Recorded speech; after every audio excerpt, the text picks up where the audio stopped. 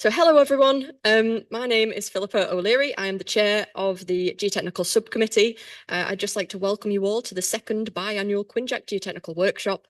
Over there is Harry Sambach, he's my deputy chair, and scattered around the room are some of our members who will be presenting this evening. Before we move on to the bulk of the evening, I'd just like to remind everyone that we are an open forum and everyone's welcome to join our meetings. They occur every first Thursday of the month at 4 p.m. So I encourage you all to broaden your connections and join in the fun. Hopefully this evening will give you a taste of what we get up to. If you'd like to be added to our mailing list or to be sent an invite for the monthly meetings, please drop me an email at the address on the screen. I'd also like to thank our sponsors, Forterra, Gears and the EIG for funding this event and everyone else who is involved in planning and organising this evening. Most of them are scattered around the room, you might spot them. So that's John Lewis, Roy Bush, Paul Joel, Tom Clifford, Paul Macmillan, Harry Sambach, as well as Morgan Naylor, Claire Bark, Craig Adito and Marie Chapman from the EIG committee, whose generosity has allowed me to attend the conference tomorrow as well. I really appreciate all the support. Special shout out to Fred, without whom we would have no sound and no technology working this evening. So thank you, Fred. So on this evening's agenda, we're kicking off with a short intro from myself. We'll then be moving straight into the presentations from our members. The first presentation will be on the definitions of safe, secure and stable, amongst others, with John Lewis and Roy Bush leading. We'll then have an activity and a table discussion with these in mind. Next, we have a presentation by Paul Joel, curator of the new Geotechnical Assessment Guidance and Emergency Procedures. And after that, there will be a panel for the room to direct any questions or comments to. And finally, we'll have a presentation from Paul Macmillan and Tom Clifford about Eurocode and time at the end to open the floor once again to discussion. I'd like to encourage you all to raise any questions you have and join in. Just on a side note, we do have a lot to get through. So a pre-warning, I will be keeping us all on a tight schedule. So if you see me waving like this, please stop. Lovely. So just a little recap from the previous workshop. 2 years ago, we posted a few questions to the group that joined us. The first of these was whether we should explore the use of Eurocode in our industry and whether people would like further education on using Eurocode. 2/3 of the people present said yes, and with this in mind, as you can see from our agenda, we have a session this evening. Hopefully, this will help you to understand more about the use of Eurocode and how it can be applied to our industry. Secondly, we had a vote on whether we wanted to explore the option of a professional register within the industry, and though opinions were mixed, the issue clearly needed further discussion, and we are currently in the process of putting together a proposal for the Institute of Quarrying to move this forward. I hope that this will progress further in the next few months. So if you'd like to be involved in this, please do let me know. And finally, you all unanimously voted that we should host another workshop. So I'm going to assume that since you've all shown up, that opinion remains unchanged. The Geotechnical Group remains committed to discussing issues and producing relevant guidance. And if there's anything you would like to see from us in the future, please do let us know. There is feedback forms available on all of your tables. So please fill these out during the course of the evening. Write down your thoughts, the good, the bad, the ugly, so we can provide tailored content next time. So without further ado, I hope you enjoy the evening, and I will pass you over to John and Roy, who will be presenting the work the group has done on safe, stable and secure definitions. Over to you guys. Right, I should say, actually, good evening, everybody. You're probably just as got as much advantage in this presentation as I have, because it was really put together by John here with an embarrassingly small amount of input from me. So for that, I must apologise. But QNJAC felt that there was a need to make some certain definitions. We have our written definitions that we know about. So we've got terms used in the quarrying industry, and you'll note at the bottom that we've got a lot of reliance on these words safety, stability and security, which aren't actually defined anywhere or defined in law. And we felt that should there ever be a need to define these particular terms, then that actually would fall to experts in a court of law to advise. Well, who are the experts?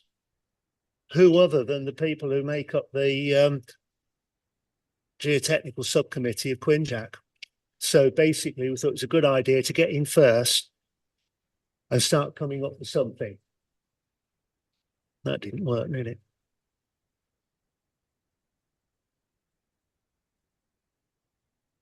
So these are the particular bits that we have already written in legislation and what we're required. So Regulation 33(1) requires a geotechnical assessment to include 5 specific conclusions by the appointed geotechnical specialist.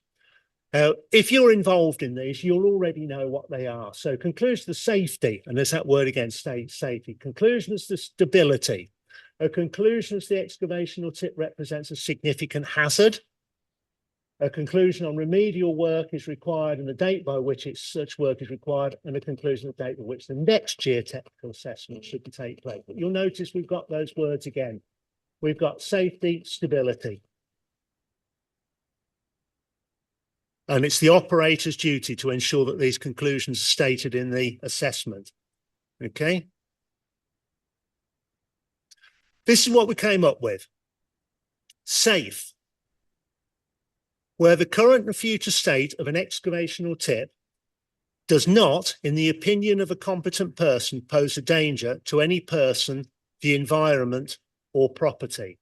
We'll come on to what constitutes a competent person towards the end, but that's what we've got there for safe. Unstable, where the current and future state of the excavation or tip has, in the opinion of a competent person, deformed more than the expected design allowance. And stable, where the current and future state of the excavation tip will, in the opinion of a competent person, conform to the existing design. Secure, where the future state of an excavation tip is, in the opinion of a competent person, stable. Insecure, where the future state of an excavation tip, in the opinion of a competent person, is or is likely to become unstable and pose a danger to people, the environment, or property. And then the question for you to have a think about, is it possible to have safety and security without stability? In either of those, in any of those features?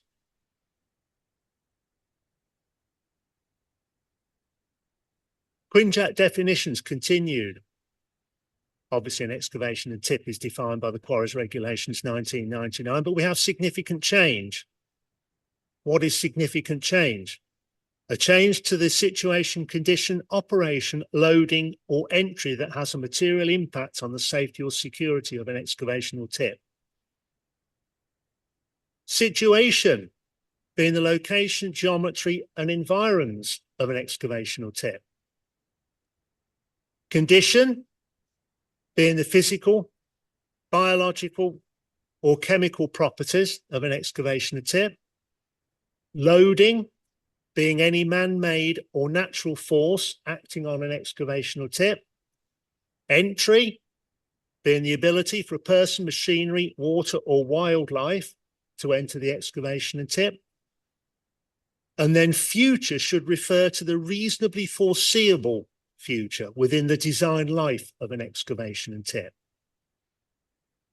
Now, I said we come to competent persons. It's quite easy in terms of for the geotechnical specialist because it's defined. For an excavation, this is what the Quarries Regulations say.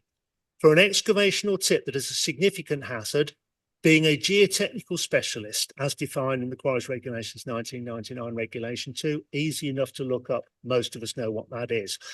But what about for an excavation or tip that is not a significant hazard? How we define competent person in that context? And we came up with this: being a person capable of interpreting the requirements of the ACOP to the Quarries Regulations, L118, paragraphs 293 to 301, to arrive at an accurate conclusion as to whether a particular excavation or tip is likely not to be a significant hazard as defined for the purposes of a geotechnical appraisal. Okay. Now, in a break with usual practice for me, I'll hand over to somebody who knows what they're talking about. John. Well, these definitions, I tend to walk around, so you're going to have to put up with that. The are clear: safe, secure, unstable. We had problems with stable. That's why it popped up later. Saying what's the difference between stable and unstable. We could come up with a definition of what was unstable because it moved more than was actually proposed in the current design. But we couldn't necessarily come up. So that's left a bit in place, and that's a workshop. You might throw out your ideas, what you think stable might be. Insecure, E&T excavation rules, we're going on from that point of view. And I just need to go on to the next slide, which is, it's a work in progress. We've been working on these for at least 25 years or more. And what we're going to do now is throw up a couple of examples. On your table in front of you, there is an example that you might want to think about working through. It's a worksheet, which will come through at the end. You don't have to do it now, or even later. We might come back to a review on it. But we'll look at some examples about whether something is safe, whether it's stable, and whether it's secure or not. The first one we had a look at is this Great Travern tip down in St Austell. Some people will be very familiar with this. It's an enormous structure. For those people, it looks like this. And it is stable. There's no doubt it's stable. It's been there for about 65 years without having changed very much at all. It's safe. Localized vulnerability to water erosion, but there's no direct place on any places where people are naturally found, except when they trespass and walk around it. They now walk around it quite freely. This is going back to the time when it was part of the quarry and excavation. Secure, any design changes must consider the geotechnical properties of the material and the tip, but it hasn't changed. Now, obviously, if you were given the task of doing a geotechnical assessment on this site, you would come to the conclusion it has the potential to do harm, or I hope you would actually view that at scale, this location. But is it stable, is it safe, or is it secure? And that's the test that the geotechnical specialist would have to do in those circumstances. That's one of those. I'll keep on going. This is much more of an issue. Is it safe? Is it stable? Yes. Is it secure? What would be the conclusions? Northern Ireland. Brian Duffy most probably will recognise the picture. It's a photo. Sorry? You took the photograph. There you are. Well, it's a surprise that it's existing and you're saying, well, am I capable of doing a geotechnical assessment? What's the consequences of failure? It may be stable. Is it safe? Is it secure? These definitions are very important to state in where you are. And finally, another photograph, most probably Brian took, which yeah, indeed. There's a whole packet of these photographs that are on the QNJAC website, photographs that were put forward for various examples of things in the past. So they're always available there. A high face. Is it safe? Impact outside the quarry control? No, it's all internal inside the situation. Is it stable? Well, it's stable at the moment. It's not falling down. So is that an adequate definition? Is it secure? It's totally in the control of the guy, the operator. He's in total control of it. Nothing else can happen to that. So it's quite a difficult state of things to ask. So that's where we are. That's where these came up. This is a workshop. I don't know if you've ever thought about these definitions. Do you define them before you actually quote them in your documents? But the QNJAC has worked on these definitions certainly for the last 15 years. People have been talking about what these factors really mean. And if they ever were seeking for a consensus, we need to have a consensus amongst us, because exactly the same thing. If you're talking to somebody else and they say, well, is it stable? And you'll say, well, it's not falling down. And that often is what you're told when you're actually referring to an operator. Tell me it's not moving. And we'll just come to the detail of this one. The QR code here means that if you were online, you could just take the QR code and you could download the piece of paper to actually have a look at it in more detail, because you could take away and consider it. And this is a question that Bob Onions, for those people who are familiar with Hansen, geotechnical specialist there, put together when we were actually doing training, and he suggests here that look at the detail for this particular event. It's a 24-meter deep excavation. They're going to build a bund on top of it, subsoils, overburden bit, but 5 meters high on a sloping ground, which is 1 in 15. And that's the edge of the quarry curtilage, 4 meters away from the quarry curtilage. And the local farmer has decided to build an irrigation bund at the bottom, trap water behind it. And that's there. And the question then comes to you and say, well, there are questions that are required by regulation. Is it a significant hazard? Is the excavation a significant hazard?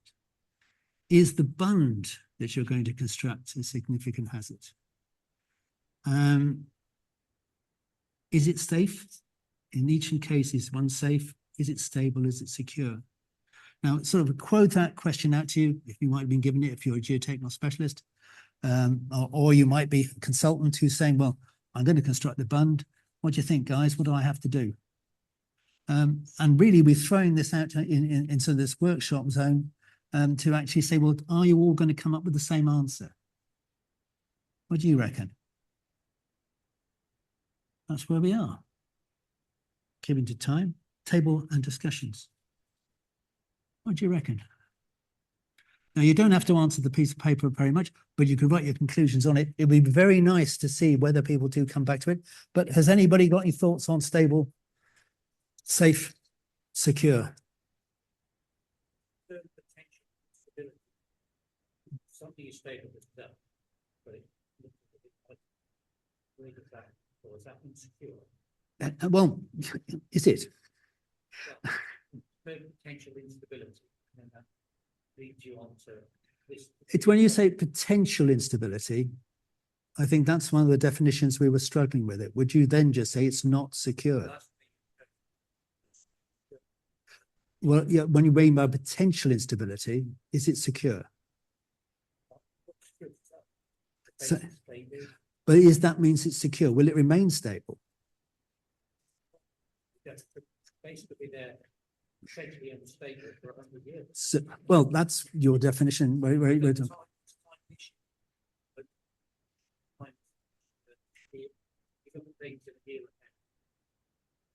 It would be good if people introduce themselves, actually.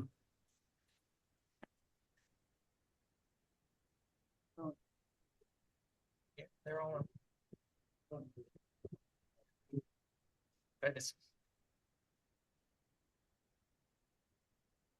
Yeah, Simon Rees from Greenfield Enviro. I was asking the question about potential instability and make the professional judgment of a geotechnical specialist. But all we're here is talking about the definitions. How would you define safe? Well, under the way you're looking at it, if it's been there for a while and it's up, it's stable and safe. If you're comfortable with those definitions, how would you then say, well, it's safe? What does safe mean? Oh, is it safe as I'm looking at it now, or is it safe in, time? Does time become an element?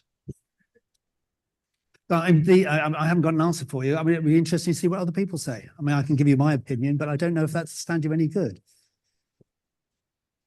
Oh, gosh. I am sorry about that.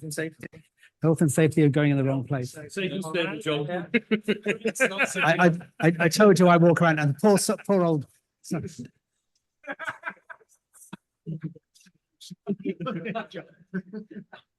Yep. Would you mind putting the definition? Yep, we can do. Poor souls, because I pulled the plug out.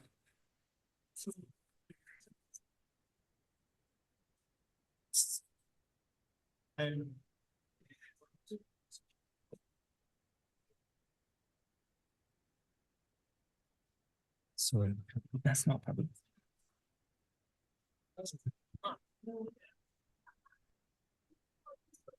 You know, that was yeah, it is. Yeah,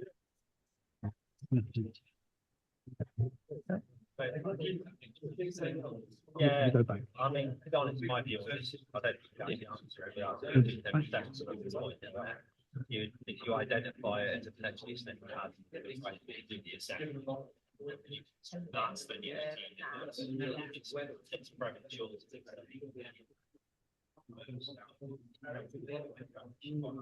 There you go.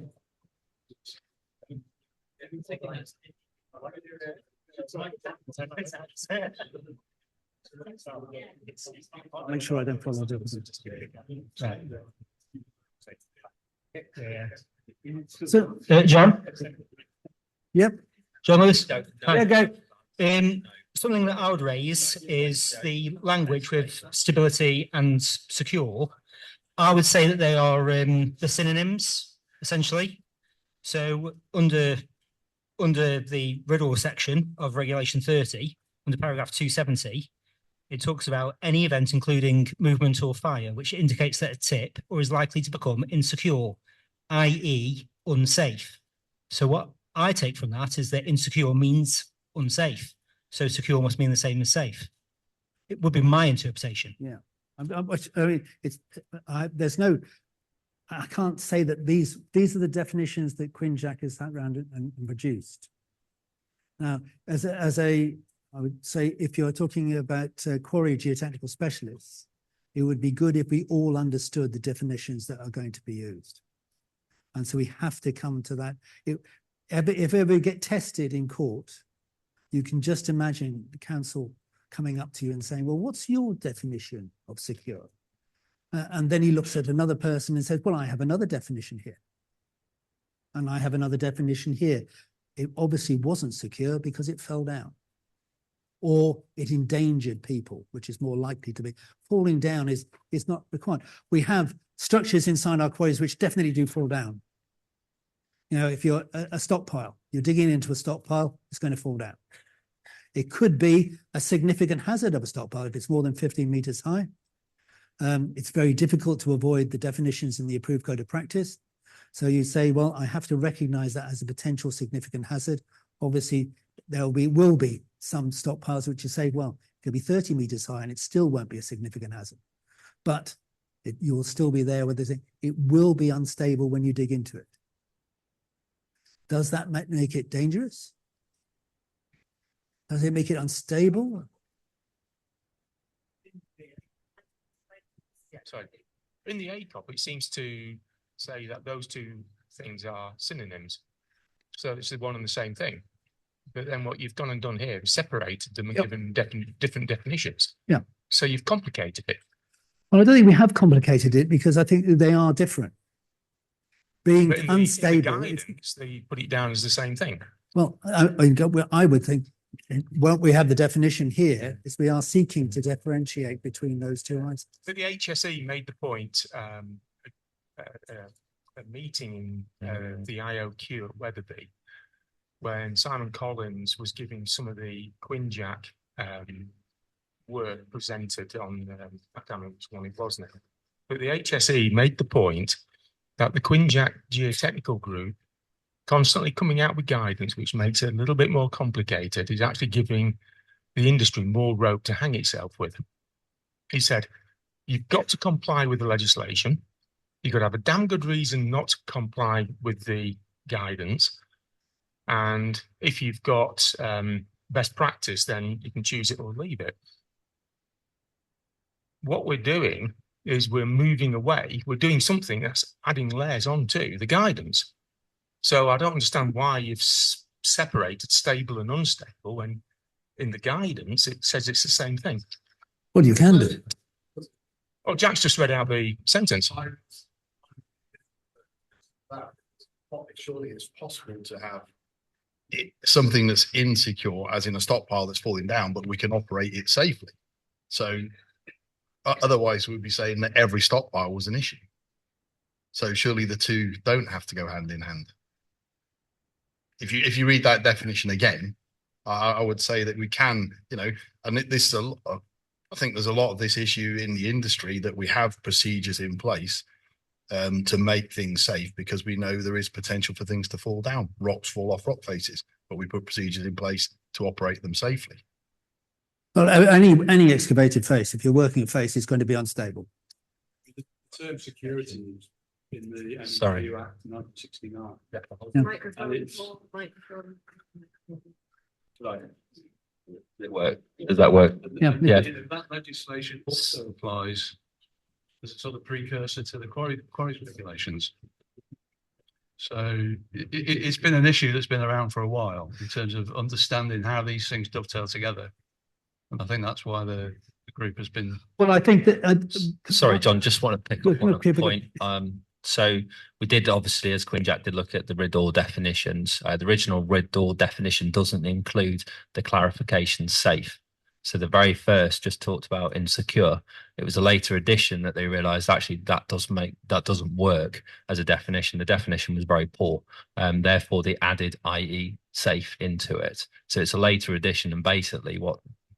If you go back to it from an engineering concept, it doesn't work until you add in, i.e. really, there's a safety issue here. So Jack's quite right to refer to it. It is something that QNJAC have looked at, but actually, ideally, the RIDDOR guidance would need to be updated in line with engineering terminology. So what John and the team have done is to try and provide that actual definition. So we work under the quarry regs. RIDDOR is obviously regarding reportable of dangerous occurrence, and a part of that definition misses the point. It's a dangerous occurrence that has to occur for it to be RIDDOR. Otherwise, as there been various speakers have mentioned, would be reporting RIDDOR all the time in our operations, which isn't the case. So to get around from that problem, this is why QNJAC has suggested actually we need to define what we mean by what's safe, stable and secure, and bring that into modern engineering practice. And you throw back this question, if you are not comfortable with these definitions, what definition would you use? Because if it came to be tested, and we all will be tested, you know, if you had to give evidence why you came to the conclusion it was insecure or whether it was secure, you have to refer to a definition of one form or another. I don't think the approved code of practice definition 25 years after it was written, people were looking and saying, well, this was an approved code of practice placed 25 years ago. Shouldn't it have been updated? And around this room, I would say everybody would come to the conclusion this approved code of practice should have been updated 10 years ago. It's not going to be. We have no suggestion that there will be time to actually raise this approved code of practice. After the last government, they would have abolished it altogether. You wouldn't have the approved code of practice. They started removing code of practices sliced piecemeal from legislation. The quarrying industry retained its approved code of practice because it was inertia, essentially. No one suggested it needed being updated, and we still have the same approved code of practice.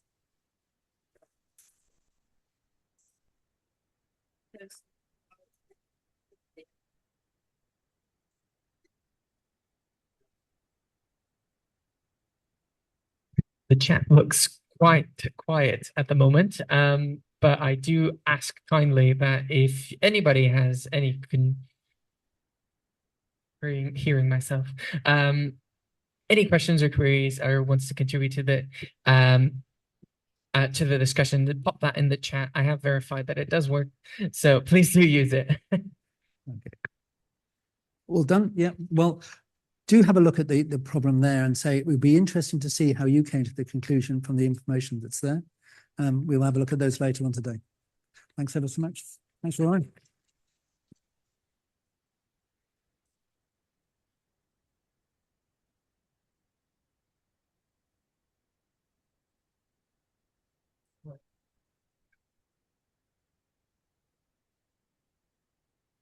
Got something on the screen that doesn't look right. Oh, yes.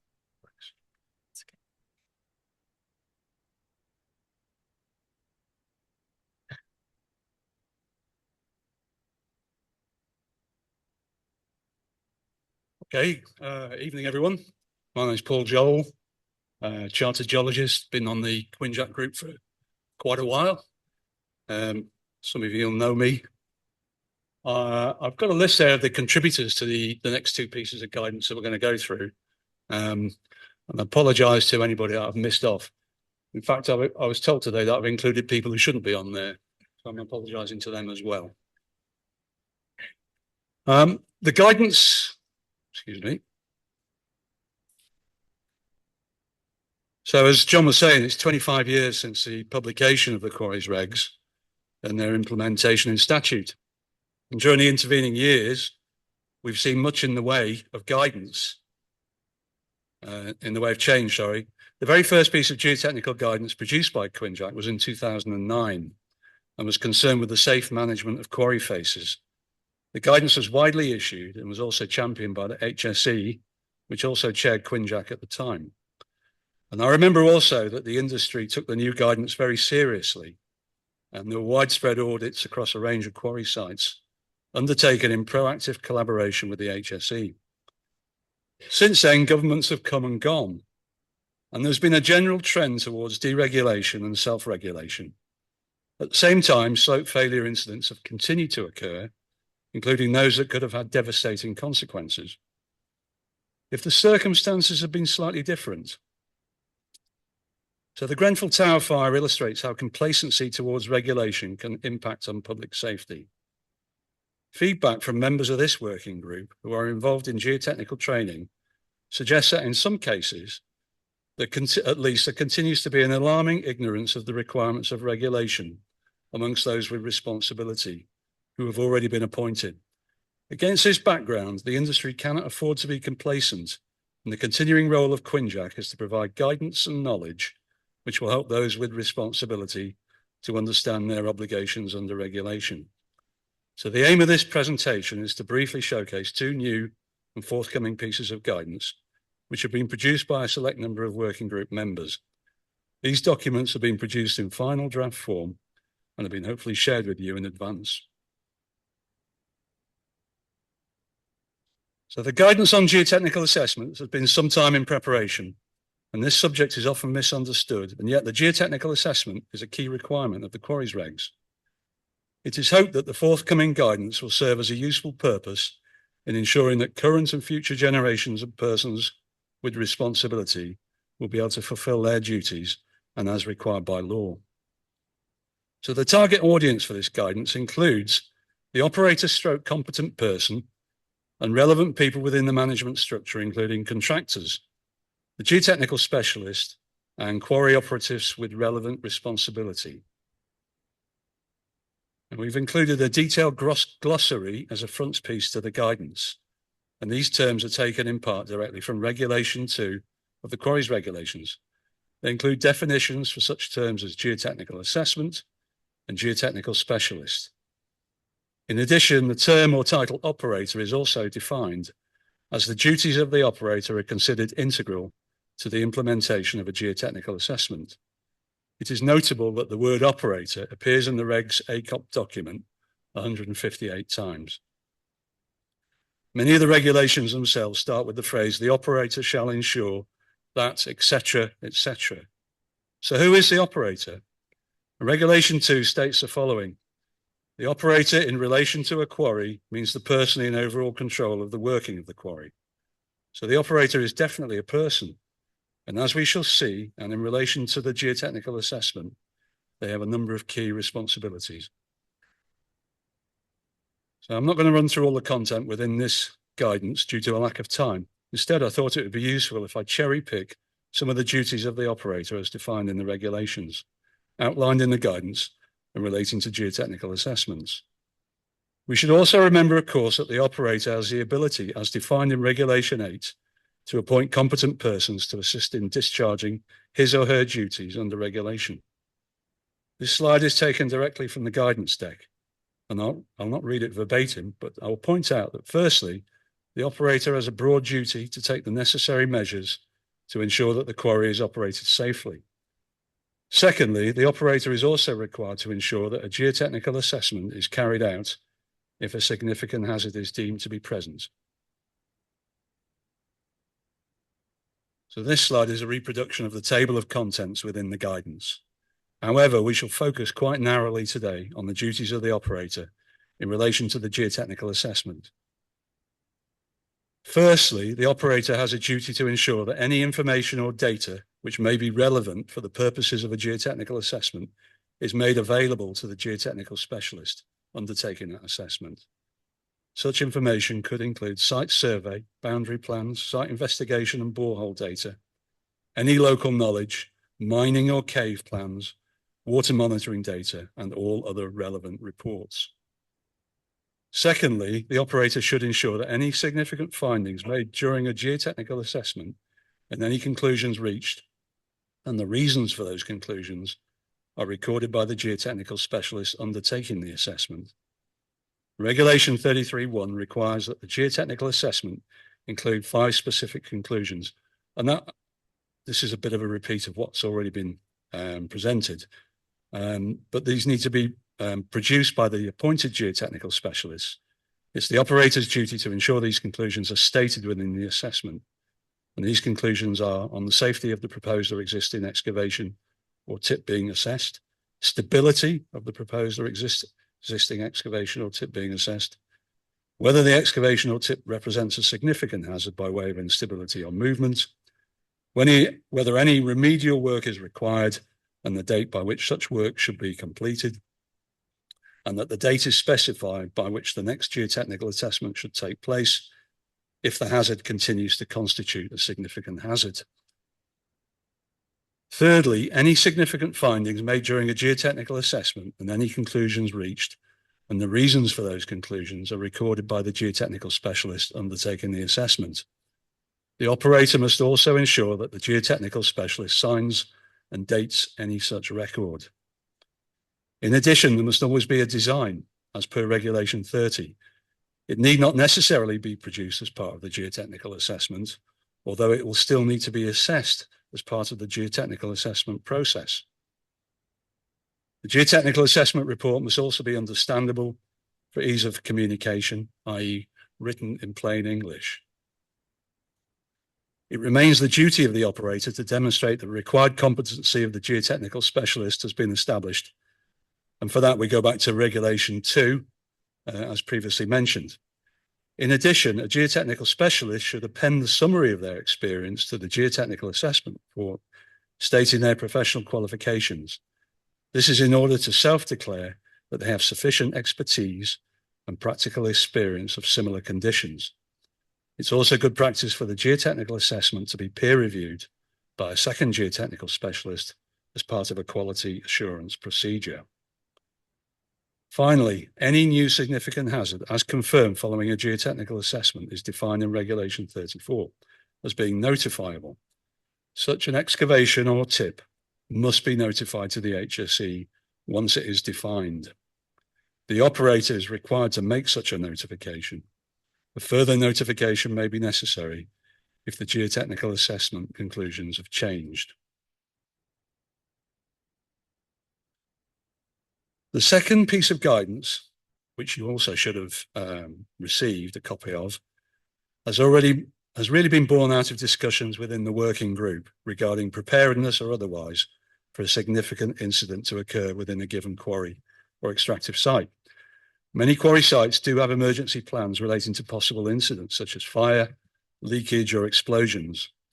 Those plans often form the basis of drill training to ensure that the wider workforce are prepared for such eventualities and know what to do.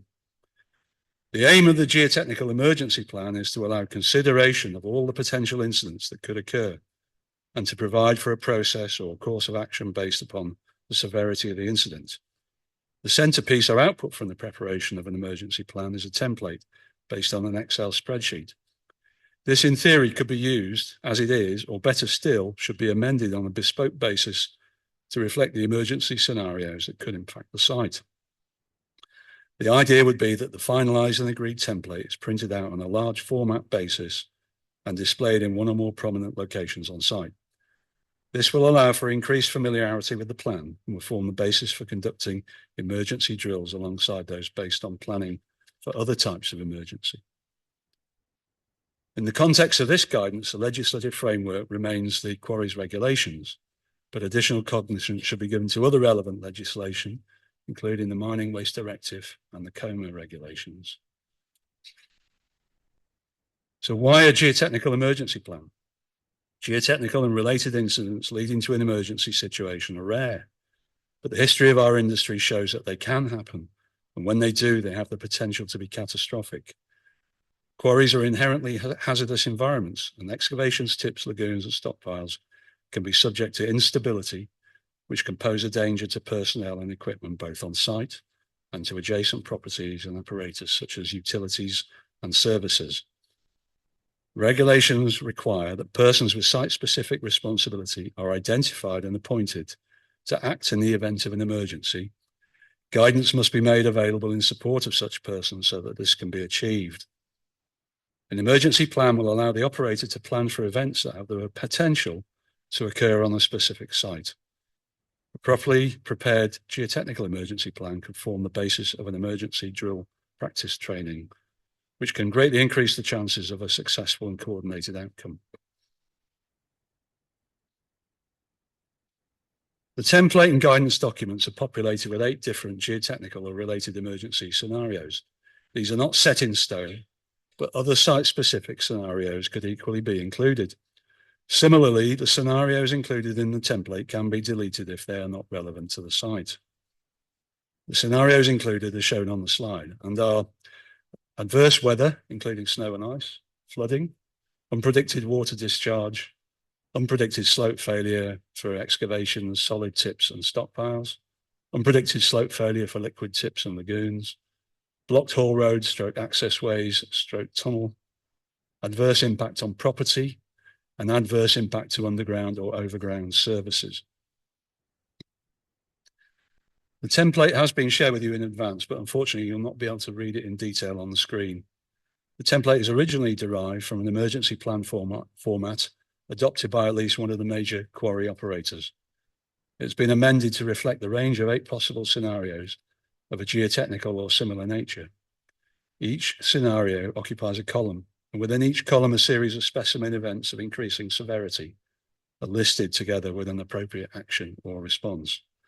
For example, under the scenario blocked haul roads access way tunnel, the least severe case event is given as small scale cracking on haul road, disturbance to edge protection stroke rock trap bund, increased debris and rock trap, minor spalling from tunnel roof or wall. And the stated action is to inform the quarry manager. The next level of severity of the event is minor cracking developing on haul road, significant disturbance to edge protection stroke rock traps, rock trap is filling with debris, large blocks loosening in tunnel roof or wall. And the action in this case is evacuate immediate area and keep quarry manager updated. Several other specimen events are included in the same column with progressively increased severity of both event and the proportionality of the action required. The idea is that the specimen entries act as a guide and that the template is amended appropriately to suit the conditions on the site. For example, the event and the action in the given example would likely read differently in the case of a tunnel access rather than a haul road.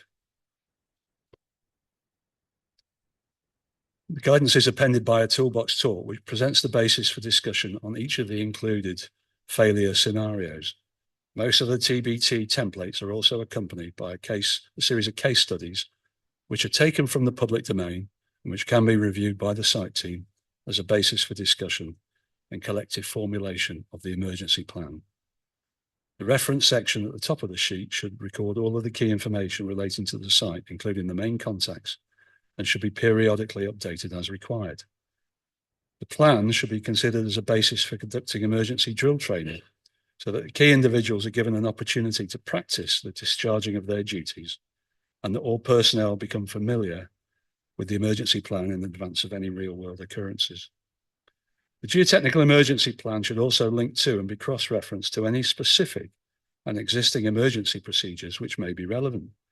For example, when to implement the site-specific emergency pumping procedure, if there is one.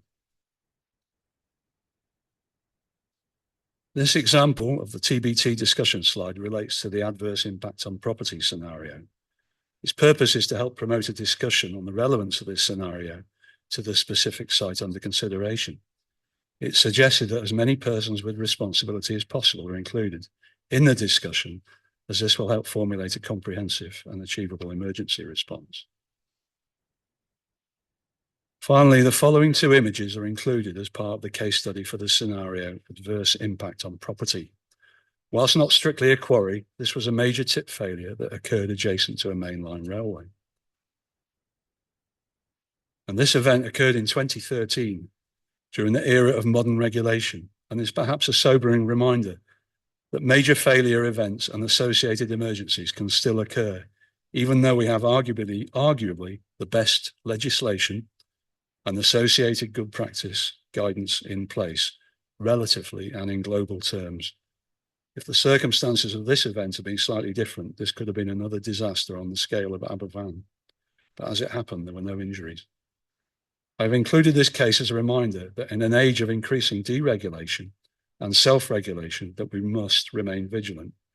We hope that both pieces of new guidance will help contribute to increased understanding and awareness of everyone's duties and obligations, both under the law, but also in terms of good practice. And I hope that you will help us in both finalising the guidance and also in promoting it within our industry. And I think we can move over to a panel discussion and to take questions from members of the team who drafted the guidance. You know who you are. Or you should.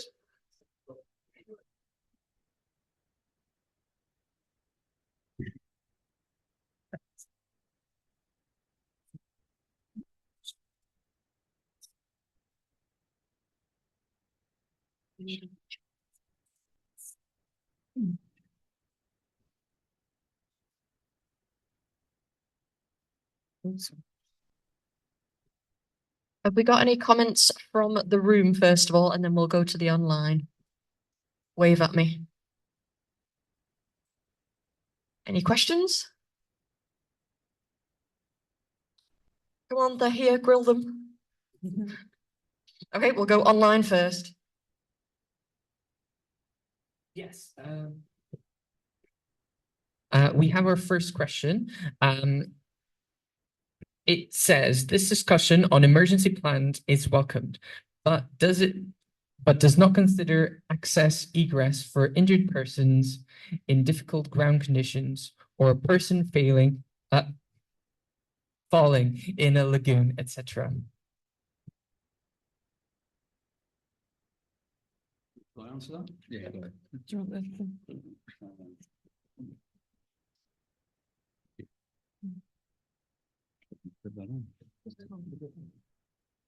Yeah, so I think we started off when we put this together with quite a narrow focus on geotechnical incidents and things like slope failures and so on. Many sites already have emergency procedures in place for people falling into lagoons. Certainly a lot of sites I've visited in the past, that's already in place. So I think this particular piece of guidance, this particular template, is really designed to sit alongside existing emergency procedures rather than replace them or have a sort of catch-all for everything that could go wrong. It's just to try and introduce maybe some additional thinking around what could possibly go wrong.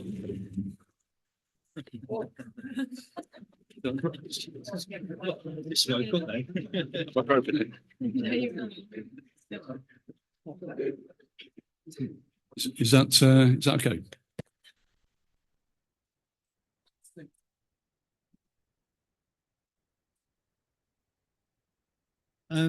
As Paul said, the idea of this piece of guidance is to trigger people to think of particular events that are specific to your site. Falling in a lagoon, trying to recover people from lagoons, may not seem to be a general requirement, but if you do actually generate lagoons on your site, you ought to have a recovery process. Many people say, well, it's never happened, doesn't occur in this site, but it's extremely difficult to recover somebody from a lagoon once they're in it. Once once you fall above your knees, it requires a team of people who have done that job before to realize how to recover the people. Plenty of examples are available to you, but it's another example of a problem that you might not have perceived to be an issue. Another one where we talk about egress and access for people who have injury, a recovery from people from the bottom of your excavation. Sounds simple, but if you think of weather conditions, if you're in a brick pit, starts to rain, you can't get up and down the road, it's extremely difficult even to walk out. I was very struck by the recent reporting online that they're going to restrict the loading, the weight of people who are working on the North Sea oil rigs. And when it came down to it, they said, well, once you reach a certain weight, the helicopter will not be able to winch you up. So we have to restrict your weight for safety purposes. And I do know some quarries who actually have a fitness test. If we break down at the bottom of the pit, can you walk out? Some of the large excavations, that may be an uphill climb of maybe several kilometers. And have we got people who are fit enough to actually receive that purpose? These are just ideas, but they should be there in the emergency procedures for people to be able to go. Anything else from the room? Wait, you need your mic. My name's not Mike. I did a SLI, senior leadership intervention, on a site in Birmingham, which was a rail loading facility. And the chap who was driving the machine was, by his own admission, heavily overweight. And to get into his cab, he had to climb a ladder, which he did every day, and then came down the ladder. And we had a conversation about what happened if he had a heart attack or a stroke or a serious medical issue while he was in his cab, and what his emergency procedure was, or the guys on site's emergency procedure was, in terms of getting him out of the cab and into an ambulance. And he didn't have one because there was only him and one other operator on site. So we flagged it as a safety issue, and he doesn't operate that machinery now because of his weight. He's basically put on a diet. But the kind of learn there that went around was exactly what came out in the notice that was on the paper the other day, in terms of, it's not about the machine, not about your fitness. It's about whether people can rescue you out of a situation. So I think that's relevant. My observation on the emergency plan and flagging each iteration of an issue, really, yes, if you're doing it on your site, it's drawing to your attention all the issues that could affect you on that site. But if you manage those risks properly, the escalation will be the same. It will be to your supervisor, to your quarry manager, to your ops director, to your health and safety. So do you need actions for each individual one, or do you need if you have one of these issues, escalate as per your reporting line to simplify it effectively? It may be overcomplicated in that sense. I mean, it's really designed to be heavily customized by the site to suit the requirement, the circumstances at the site. So cut out the number of levels if you need to, or certainly cut out the columns if they're not relevant. Add other ones. That's the beauty of a spreadsheet, I suppose. It's highly editable. I think my concern is highly editable mostly means people won't do it, and then they'll have something on the wall that they've not edited, and that's not relevant to their site. But in a way, the sort of pre-populated version could potentially be used. I mean, some of it may not be applicable, but if you've got the bare minimum, if you've got the names of all the contacts at the top of the template, emergency numbers and that sort of thing, you've achieved something. I think the escalation of actions needs more careful thought, but I'm going to pass this on to John.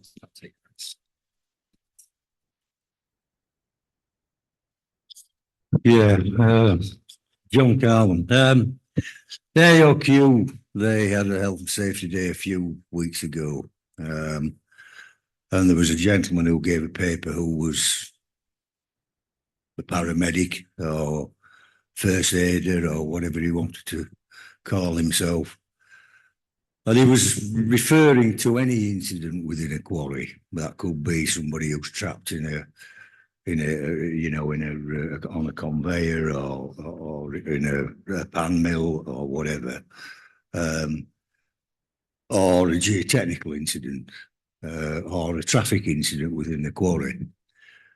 And what I look at now, what it surprised me is that, you know, you look at a lot of your emergency plans, but there are some things in there which he talked about, which the good practice, but do we all do them? For instance, somebody who would actually take control, they don't get involved in the incident, they take control on the site till the emergency services get there. And then when the emergency services arrive, there's somebody who can direct them directly to the person who was injured. And he gave a number of examples, not within quarries, but logistics centres, transport hubs, things like that, where they couldn't even get the ambulance into the building or the yard because there were articulated trucks all parked along the road. So it's that sort of thing which is, you know, how are you going to deal with that incident if there is an incident? And I think our geotechnical emergency plan just deals with it looks at the incidents, and then the first aid and the care of the person who's injured then takes over. And that should be in all of the emergency plan, even if it's not geotechnically related. It's all allowed into that. That's all right. That's fine. Just one, sorry. Sorry, John. It was great. Yeah. Quick, John. It was great. Comments. Right, thank you very much, panelists. Thank you very much, panelists. Take your seats again. We're going to move on to the Eurocode session. Please give John and our panelists a round of applause.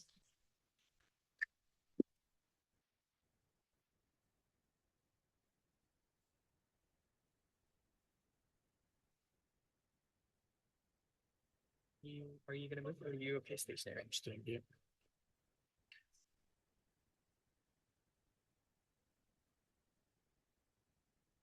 Good evening, everybody. When Tom and I were asked if we could say something about Eurocodes at this workshop, you kind of think, man, there's a poison chalice. What time is it now? 8 o'clock. So I'm speaking to a group of, well, some people are still hungry, some actually sneaked a meal in beforehand, but there's a group of tired, hungry, and probably thirsty people about Eurocodes. Yeah, we'll do our best to try and make it interesting. Just as a preface, the Eurocodes have been around a long time. I've had a lot of exposure to them in various guises throughout my career. I'm not a promoter of Eurocodes. I'm not a champion of Eurocodes. What I'm setting out here as much as possible is a kind of straightforward view of how the Eurocodes may or may not align with the regulations and procedures that are applicable in the extractive industry. So the big question, why Eurocodes? Well, to answer that, we actually need to look at what are the Eurocodes first. So they're a suite of design standards, largely replaced and or supplemented the British standards that were in place before the Eurocodes came out. They're a framework to be followed when undertaking design. In terms of geotechnical design, Eurocode 7 is the key document. And now, since the recent rewrite, Eurocode 0 is also directly relevant. Once upon a time, Eurocode 0 was just called Basis of Structural Design. It's now called Basis of Structural and Geotechnical Design, and it sets out some of the key core principles of the application of Eurocodes. Eurocode 7 was first introduced in 2004. It's been recently updated, fairly significantly updated, with the various parts coming out between 2023 and 2025. It's now in 3 parts. Just to complicate things, the original codes are still live and actually can be used up until circa 2028. My only comment on that is if you are currently not using Eurocodes and you are considering using Eurocodes, then use the new ones. It makes no sense to be using the old ones when you're going to transition anyway. So again, why Eurocodes? Let's look at the legislative position in terms of the quarry regs. Reg 30, ACOP. The design should conform to good engineering practice and relevant standards. Keywords. Reg 30, the operator shall ensure that excavations and tips are designed, constructed, operated, and maintained so as to ensure that. Now we're just going to stop there for a second. I don't know how many of you have ever spent any time either being an expert or defending a position in court. The word ensure is essentially a fitness for purpose obligation. If something goes wrong, you have failed to meet that requirement. End of. It's a hugely onerous requirement. So to ensure that instability or movement, which is likely to give risk to rise to health and safety of a person, is avoided. So it's an absolute obligation to avoid a risk to the health and safety of any persons. In the context of tips and excavations, you can only really meet that obligation with some level of geotechnical input. Looking at it more closely, what is the relevant standard for quarry design? Or more critically and more directly in terms of Reg 30, what is the relevant standard for geotechnical design of excavations and tips? There's no current British standard that's directly applicable. There's no international standard that has been adopted in the UK that is directly applicable. Eurocode 7 covers and is applicable to the geotechnical design and assessment of excavations and tips. So if not Eurocode 7, then what? A few myths. Eurocode 7 is not a calculation method or other recognized basis of assessing stability. Eurocode 7 provides a framework for the application of design methods that determine factor of safety, determine probability of failure, or are another recognized basis of assessing stability.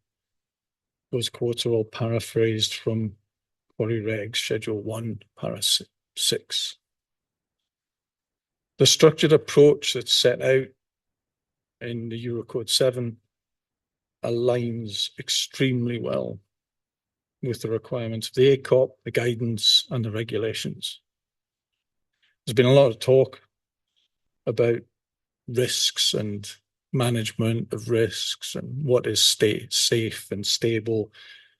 If you actually look through the Eurocodes, a lot of those issues are addressed in the structured approach that it advocates. Lastly, on the why Eurocodes contractual position, almost all consultant appointment documents contain an obligation to undertake the services in accordance with relevant current British standards. In terms of geotechnics, that's Eurocode 7. Most providers of professional indemnity insurance for UK engineering consultants require, need to look at the terms of your policy, that the insured undertakes their services in compliance with current British standards. If you're an operator, you're probably thinking, what does that matter to me? That's a problem for the consultant. Not if the insurer removes the cover, it's not.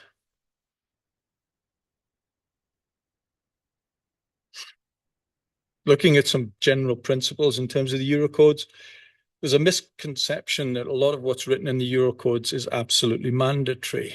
That's because most people have never read this little bit at the start, which actually goes through the hierarchy of language that's used in the Eurocode.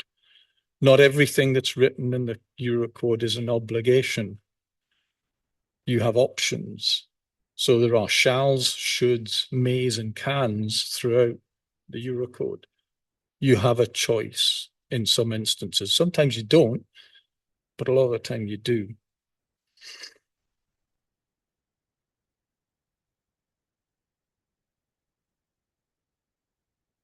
I'm not going to talk about the first of these general rules, but a structure shall be designed and executed in such a way that it will, during its design service life, with appropriate degrees of reliability and in an economic way, sustain all reasonably foreseeable actions, influences that can occur during its execution and use as specified for the structure.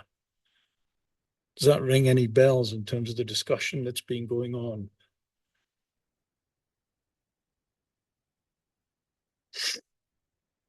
The Eurocodes use terminology that is unfamiliar to many people, and that's sometimes what puts people off. So it talks about the design principles following the principle of limit states, and it talks about the two key limit states being the ultimate limit state and the serviceability limit state. So what do those things mean? So the ultimate limit state concerns the safety of the structure, in this case, an excavation or a tip, to prevent human losses or injury to people or unacceptable economic or environmental losses. ULS, for most people, is seen as failure. And it's directly aligned with the Reg 30 obligations. Looking at serviceability limit state, that state concerns the functioning of the structure, the comfort of people, the appearance of the works. And in this case, people commonly think of this in terms of movement or distortion that does not actually result in failure.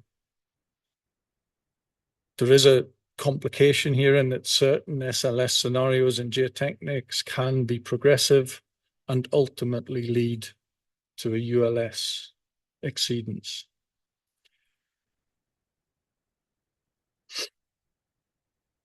For most of us, for excavations and tips and to satisfy the regs, your primary concern is ULS, the ultimate limit state. There is a problem in that most limit equilibrium or probabilistic techniques for looking at ULS are quasi-static. They don't explicitly address strain and movement. That creates a potential problem with regard to Reg 30 because under the guidance, the ACOP, any excavation or tip which moves more than was anticipated in its design is potentially unsafe. If you've only used a quasi-static design, how do you know what an acceptable level of movement is? Fortunately, the codes are very flexible. You'll not be able, you can read it actually. You can read it better up there than I can on here. You can actually use pretty much whatever design calculation methodology or model that you want, as long as you justify that it is applicable to the circumstances in which you're using it. So you can use your standard deterministic methods, you can use probabilistic methods, you can use full scary 3D numerical models. You just have to use them within the framework that's set out within the Eurocodes.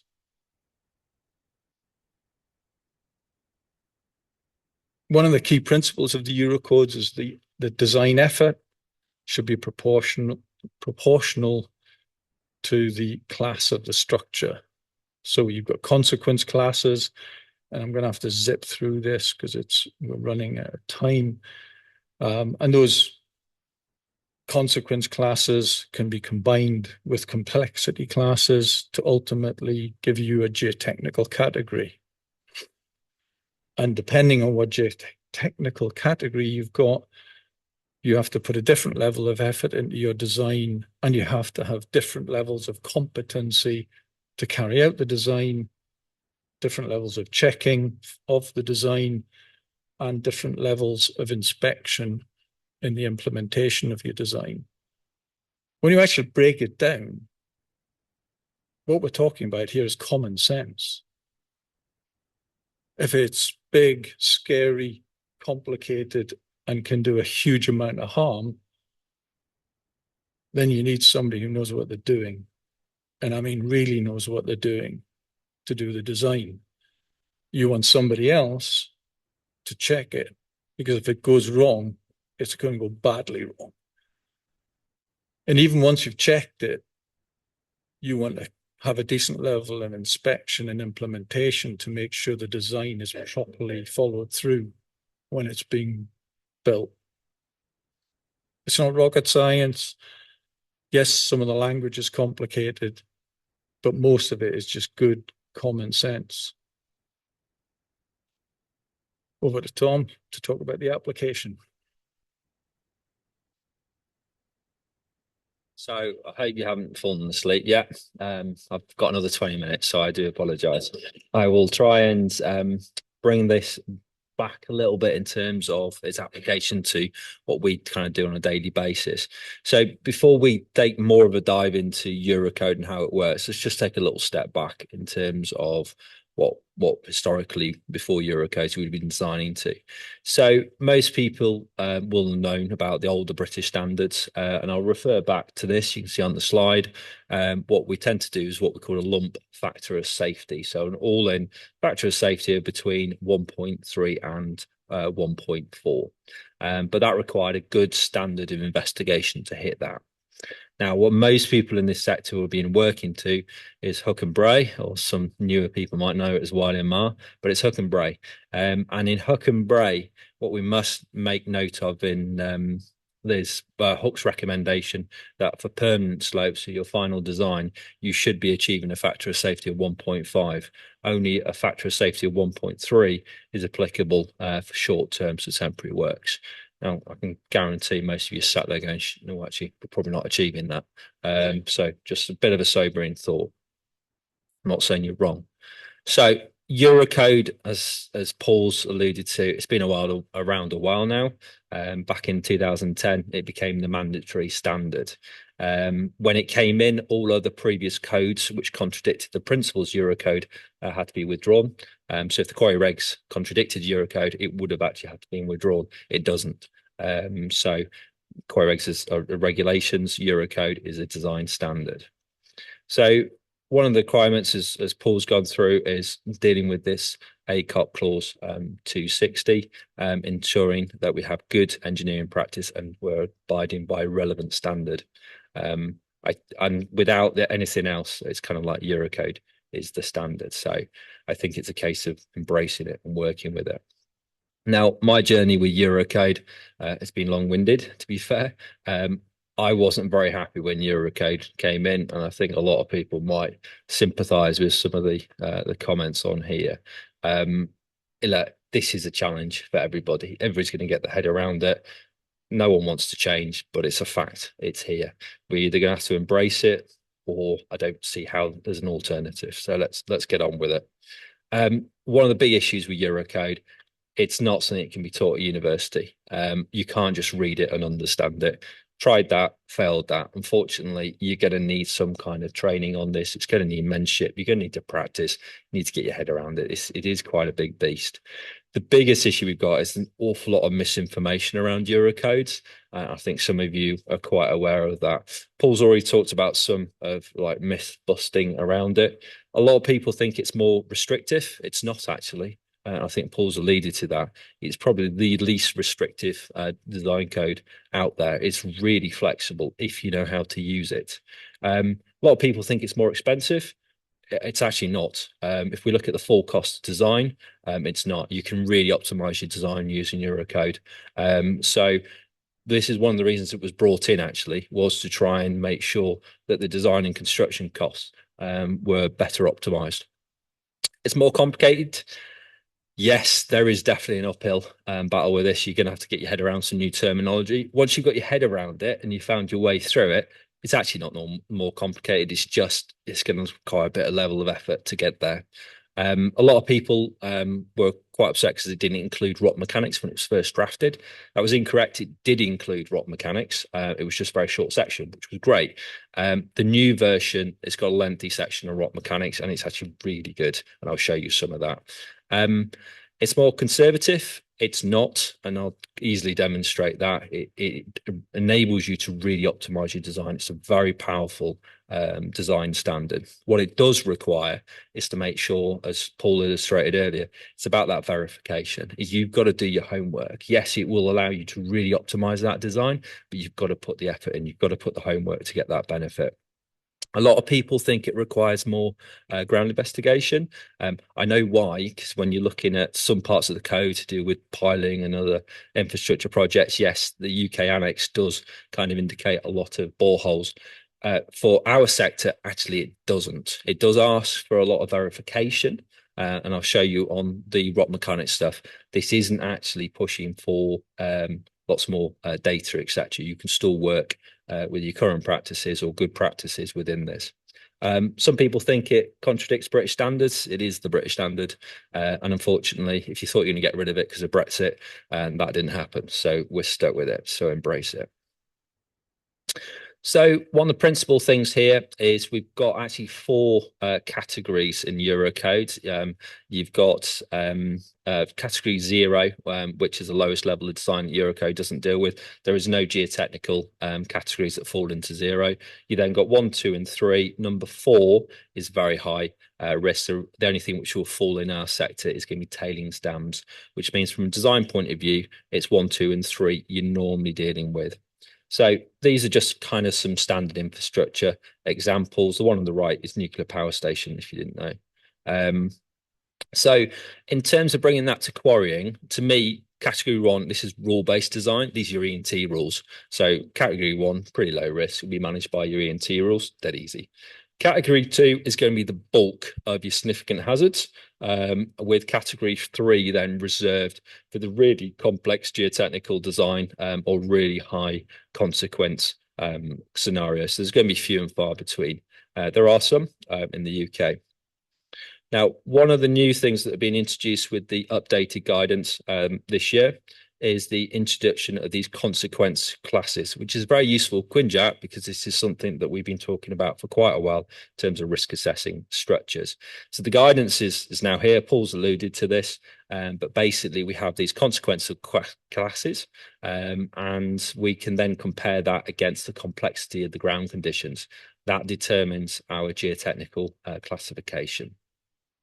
And that responds directly to the level of effort we put in. So, as I said, I've had quite a long, complicated life with Eurocodes.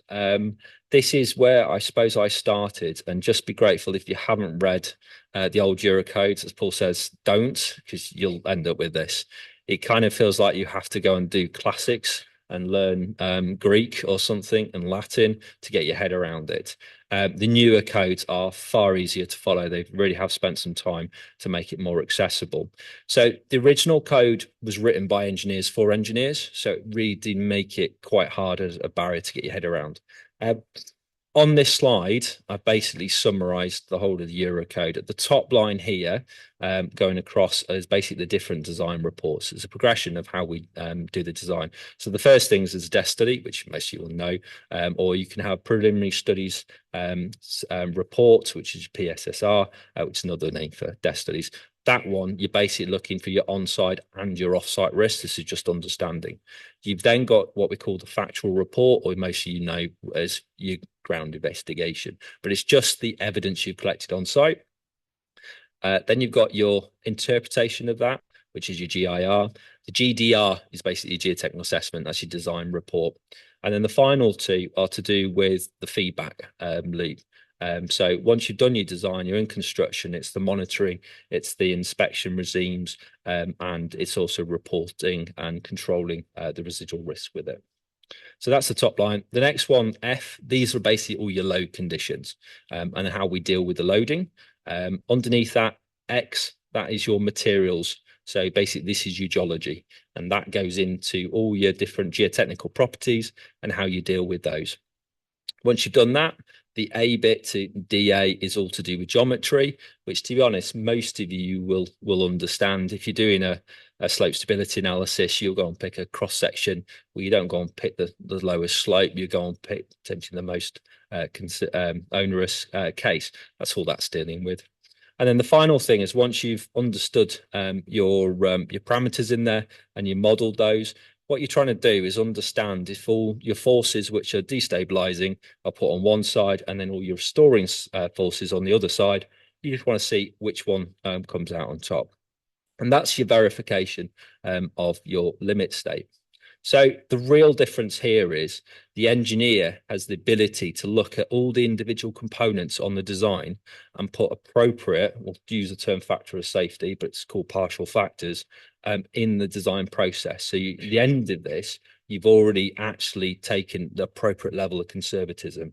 So on Eurocode, you either pass the Eurocode, basically you look at what we call percentage utilization, or how over-designed you've done your assessment. That's where you'll pass or fail. As Paul said, design methods you're accustomed to, that all applies. It's just taking a slightly different approach to it. So in the UK, we use what's called design approach 1. There's several design approaches. You just need to know that. And when we do the design approach, we look at 2 conditions. We got combination 1, which really looks at the loading on it.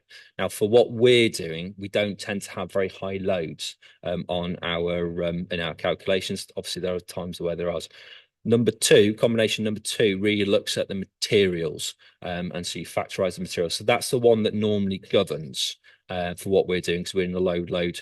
Now, the reason there's 2 calculations you do is Eurocode is trying to optimize, so it doesn't add a big factor of safety on the load and a big factor of safety on your ground parameters, because you're actually over designing. What it does, it looks at those individually, which is actually quite clever. So once we've got a kind of understanding the principle behind it, you've got to start to understand some of the Greek language. As you said, there's only a few key ones you need to know. The first one is what we call the characteristic value. That's kind of your K. That just describes your representative geotechnical value. And what you want to do is go from that, and you want to end up with what we call the design value. That's the value you put into your calculation. Now, to get there, we might need to look at various combinations of what's going on, but normally you would apply this, what we would have said, a factor of safety. It's your partial factor on the individual parameter, and that gets you to your design value. So in terms of loads, as I said, it's Eurocode, so sorry, you're gonna have to get used to some language here. But basically, we're just looking at the different types of loads. So you've got permanent loads, variable loads, accidental, so these are kind of unforeseen, but could occur. And then we've got seismic action as well, which is relevant in terms of looking at blasting loading. So as I said before, when we're looking at the load case, it's combination 1 that we look at. And what it does is, in the UK, it gives us A1 parameters. So these are the partial factors you times your load case by. So for loading, this is from 2009. This is basically the British standards for the Eurocode. This just talks about applying nominal loads. So if you're doing a slope stability calculation, you should be applying a normal load onto the crest. We've got dumpers running on the top or other plant, then we'll take that into account as well. And basically you just put a partial factor on there. You times it by 1.3. That's your loads done. In terms of the materials, as I said, these are the Greek description for it, but really you have your material. You then apply what we call a characteristic, a representative value to it, and then we'll come up with applying a partial factor, and that'll eventually get to your design value for it. So this is what's the most important part of it, because this is where you'll be really focusing your effort. Now, there's quite a bit on this slide, but these are the new partial factors which are in the Eurocode. The UK will publish an annex. It's delayed. It'll probably come out early next year, which will be either these or slightly modified, but it'll be a little bit more detail. But if you use the old code, what you'll see is some familiar numbers here. So for your friction angles, you're looking at a partial factor of 1.25. So to bring that back to the start of my presentation, if you are just dealing with an infinite dry slope, the partial factor applied on here is 1.25 versus if you take Hook and Bray, then you're at 1.5. So it really is optimized. Now, what's quite exciting is they've actually introduced partial factors now for residual angles as well. That's only 1.1. Now, that does mean in your design, if you take a residual, it's only a 1.1 partial factor. So it means you can really optimize it. Now, the reason this is important is if you're basing your design on residual values, it ain't going to get any lower than that. And therefore, it is appropriate from an optimization point of view to actually have a much lower partial factor as this sits. It's also got the same parameters here for the rocks as well. So we've got discontinuity and the rock mass as well. Again, 1.25 comes out and 1.1 on residual. Now, the only other thing it does now include, this is new, is because we've got this consequence to class. If we're in the very high consequence, there is another partial factor. You basically add another 10% on. For most of the categories we'll be dealing with, you're not adding anything on, it's 1. And for very low ones, which are managed by E&T rules, you're actually going the other way. You're at 0.9. So in terms of rock, you can see they've actually introduced Hook Brown, which is brilliant, and Barton Bandits appeals in here. And both of those, it's given you actually really optimized partial factors in there, which is phenomenal. The other thing which is really good in here is they've now actually defined the stability of slopes and cuttings in rock masses. The very bottom line here, all right, these are the verification stuff you're going to go through. But what I was really excited to read was the verification limit state will be based on geotechnical mapping.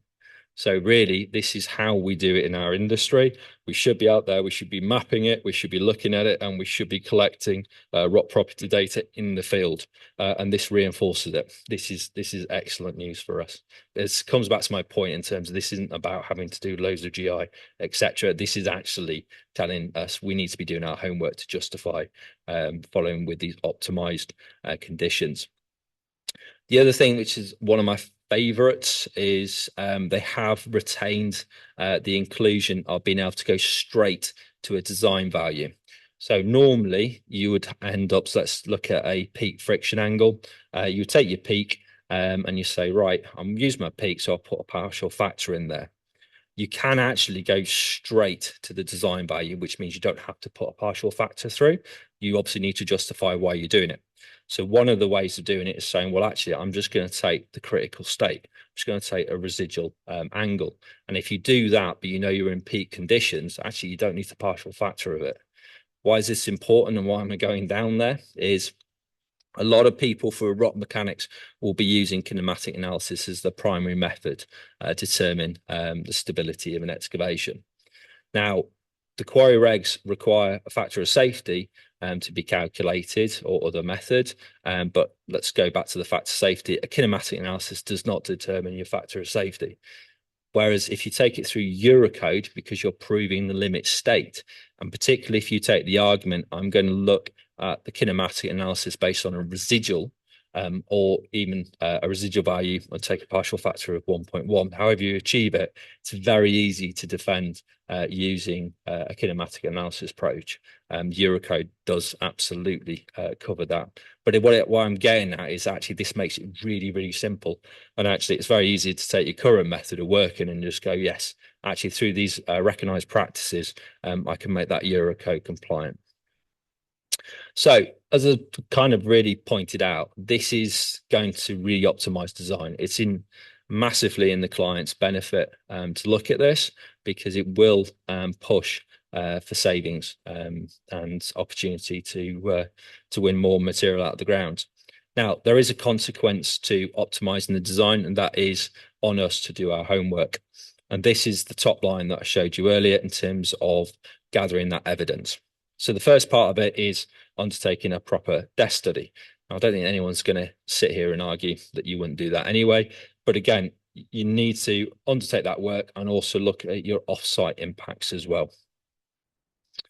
So the next part of it is looking at your ground investigation, but that may well be mapping on site. So from a rock mechanics point of view, would you expect a good geological map of the area, a geotechnical map? You want to be getting things like your roughness coefficients and your joint shear strengths out of it. But if you can map that, that's your kind of factual data. You can interpret it, make models, etc. That's kind of your geology element. And then finally, you've got your GDR, which again is pretty well covered because it's your geotechnical assessment. So once you've gathered this data, I mean, obviously the Eurocode goes into detail in terms of what you're going to report, etc. But there's nothing in here that is contradiction to Schedule 1. It's probably just going into more detail than what's provided in Schedule 1. What I quite like about it is the way they've split it up. There's kind of a role for everybody in here. At the moment, we're very focused on geotechnical engineering, but actually a lot of this can be put together by the geologists, by the engineering geologists, and then finally over to the geotechnical engineer. So by no means is Eurocode just for the geotechnical specialist. It should be for all geo professionals because there's a role in here for everybody. And the last thing we want to see actually is Eurocode being used almost as like, oh, only a geotechnical specialist can do the design. That's absolutely not what the Eurocode's there for. It's the appropriate person to do the right aspect of that design. So the final part of this then is the geotechnical feedback report. We know it through it's basically our site inspections, monitoring, etc. So it's just the documentation of that. With the last part of the puzzle is going back to the start, which is understanding the project risks. This is your geotechnical risk register. I used to call them designers' risk assessments. I'm a big fan of them, and hazard logs. This is where you're documenting those what hazards has been identified, how you mitigated them through design, and what your residual risks are. Really important piece, which is often is not picked up in our industry. So that's it. It had to be quick. I've hit time, Philippa, so I promised you I would. I'm not in trouble. Thank you. The last part of the evening then is Paul and I have just hit you with 40 minutes of Eurocode, so I'm glad to see you're not all asleep. Some of you are, but there's now an opportunity to basically have a table discussion, obviously around Eurocodes. We basically try to give you some information over this last half an hour or so.